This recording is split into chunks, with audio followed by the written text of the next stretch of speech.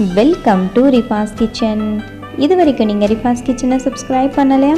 அப்போ மறக்காம உடனே சப்ஸ்கிரைப் பண்ணிக்கோங்க. கூடவே இருக்க பெல் ஐக்கானை கிளிக் பண்ணிக்கோங்க. அப்போ தான் நம்ம சேனலில் வர அப்டேட் உங்களே உடனுக்குடன் வந்து சேரும்.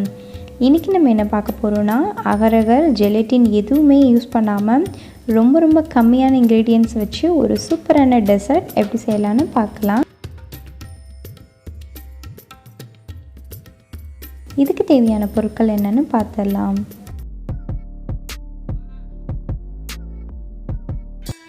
இப்போ ஸ்டவ்வை ஸ்விட்ச் ஆன் பண்ணிவிட்டு ஒரு நான்ஸ்டிக் பேன் இல்லைனா மில்க் சாஸ் பேன் எடுத்துகிட்டு அதில் மில்க் ஆட் பண்ணிக்கலாம். நான் 250 ml மில்க் ஆட் பண்ணியிருக்கேன்.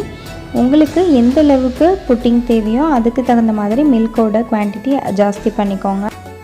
பால் நல்லா கொதித்து வர வரைக்கும் வெயிட் பண்ணணும். நல்லா மிக்ஸ் பண்ணி விட்டுக்கிட்டே இருக்கணும், இல்லைனா பால் சீக்கிரமாக ஆடை தட்டிடும். இப்போ ஒரு மிக்சிங் பவுலில் 3 டேபிள் ஸ்பூன் அளவுக்கு கார்ன்ஃப்ளவர் ஆட் பண்ணியிருக்கேன். நான் 250 ml மில்க் எடுத்துருக்கனால 3 டேபிள் ஸ்பூன் ஆட் பண்ணியிருக்கேன். இதோட 3 டேபிள் ஸ்பூன் அளவில் மில்க் ஆட் பண்ணிவிட்டு லம்ஸே இல்லாமல் நல்லா மிக்ஸ் பண்ணி விட்டுக்கிட்டே இருக்கணும். ஒன்ஸ் நம்மளுக்கு நல்ல பால் தண்ணியாக இது மாதிரி வந்ததும் ஸ்டாப் பண்ணிக்கலாம். இதோட இப்போ பால் கொதித்து வர பாலோட 4 டேபிள் ஸ்பூன் அளவுக்கு சுகர் ஆட் பண்ணியிருக்கேன். உங்களுக்கு எந்த அளவுக்கு ஸ்வீட் வேணுமோ அதுக்கு தகுந்த மாதிரி நீங்கள் ஸ்வீட் ஆட் பண்ணிக்கோங்க.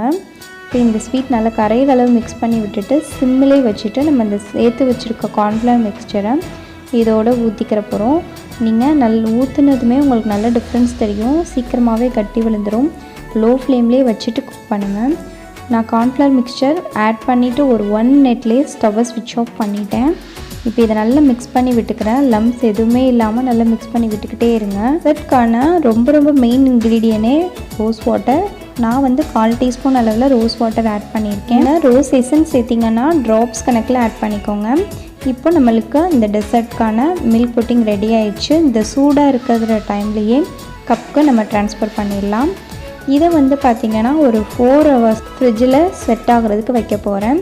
ஃப்ரிட்ஜில் தான் வைக்க போகிறேன். நீங்கள் ஃப்ரீசரில் வைக்கக்கூடாது. 4 hours கழித்து ஃப்ரிட்ஜிலேருந்து எடுத்தாச்சு. புட்டிங் நல்லாவே நம்மளுக்கு இப்போ செட் ஆகிடுச்சு. பார்த்திங்கன்னா உங்களுக்கே தெரியும், ஒட்டவே இல்லை. இதுக்கு மேலே கார்னிஷிங்காக ரோஸ் சிரப் ஆட் பண்ணுறேன். ரோஸ் சிரப் 1 டீஸ்பூன் அளவில் ஆட் பண்ணியிருக்கேன். உங்களுக்கு ரோஸ் சிரப் போட்டு டேஸ்ட்டு பிடிக்கல அப்படின்னா நீங்கள் ரோஸ் ஜெலட்டின் கூட யூஸ் பண்ணிவிட்டு மேலே ஜெல்லி டைப்பில் யூஸ் பண்ணிக்கலாம். அதுவும் ரொம்ப டேஸ்டியாக இருக்கும். உங்களுக்கு பிடிச்ச மாதிரி நீங்கள் மேலே டாப்பிங் கார்னிஷ் பண்ணிக்கலாம். உங்கள்கிட்ட ரோஸ் சிரப் இல்லைன்னா அப்படியே கூட நீங்கள் மேலே நட்ஸ் வச்சு கார்னிஷ் பண்ணிவிட்டு சர்வ் பண்ணலாம். நான் மேலே ரோஸ் சிரப் ஊற்றிட்டு டாப்பிங்கில் கொஞ்சமாக நட்ஸ் வச்சு கார்னிஷ் பண்ணிக்கிறேன். உங்களுக்கு பிடிச்ச மாதிரி நீங்கள் கார்னிஷிங் பண்ணிக்கோங்க. இந்த புட்டிங் பார்த்திங்கன்னா இஃப்தார் டைமில் செஞ்சு கொடுங்க. ரொம்ப சூப்பரான ஒரு டெசர்ட் ஐட்டம். கிட்ஸ் எல்லாருக்குமே இந்த ரெசிபி ரொம்பவே பிடிக்கும். ரொம்ப விரும்பி சாப்பிடுவாங்க. இந்த புட்டிங்கோட கன்சிஸ்டன்சி பார்த்திங்கன்னா ரொம்பவே வாட்டரியாகவும் இருக்கக்கூடாது, ரொம்ப திக்காகவும் இருக்கக்கூடாது, ஜெல்லி டைப்பில் இருக்கணும். கண்டிப்பாக இஃப்தாருக்கு இந்த ரெசிபியை செஞ்சு கொடுத்து அசத்துங்க எல்லாருமே. ரொம்பவே டெலிஷியஸான மஹலாபியா டெசர்ட் ரெசிபி நம்மளுக்கு இப்போ ரெடி ஆகிடுச்சு. இந்த வீடியோ உங்களுக்கு ரொம்ப பிடிச்சா மறக்காமல் லைக் பண்ணுங்கள், கமெண்ட் பண்ணுங்கள். உங்களோட ஃபேமிலி அண்ட் ஃப்ரெண்ட்ஸ்க்கு மறக்காமல் ஷேர் பண்ணுங்கள். ரிஃபாஸ் கிச்சனை சப்ஸ்கிரைப் பண்ணுங்கள். தேங்க்யூ ஸோ மச் ஃபார் வாட்சிங்.